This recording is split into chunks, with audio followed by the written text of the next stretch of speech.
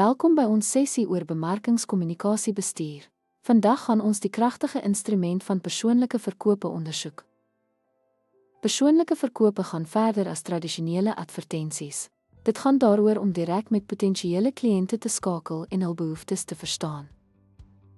Persoonlike verkope is nie net 'n vinnige aanbieding nie. Dit gaan oor die bou van vertroue en die bevordering van langtermynverhoudings. 1-tot-1 interaksie stel verkopers in staat om hul boodskap aan te pas by elke kliënt se unieke situasie, spesifieke bekommernisse aan te spreek en waarde te demonstreer. Doeltreffende verkoopsmense bou 'n verhouding deur op 'n menslike vlak te skakel, aktief te luister en kliënte se pynpunte te identifiseer. Kenmerke is wonderlik, maar voordele is wat werklik verkoop. Verkopers moet uitlig hoe hul produk of diens die kliënt se probleme sal oplos en hul lewens sal verbeter. Vandag se persoonlike verkope is konsulterend. Verkopers tree op as adviseurs en werk saam met kliënte om die beste oplossings te vind.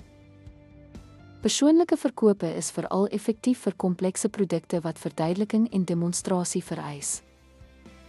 Vir hoëwaarde verkope, persoonlike verkope bied 'n persoonlike aanraking en gerusstelling wat vertroue voor 'n aankoop bevorder.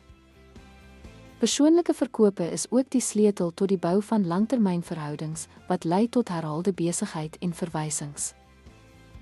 Deur egte verbindings te bevorder en oortuigende oplossings aan te bied, kan verkoopsmense voornemende kliënte en loyale kliënte omskep.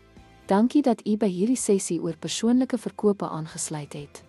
Onthou, sterk kommunikasie en verhoudingsbou is noodsaaklik vir sukses hierin. Dinamiese veld.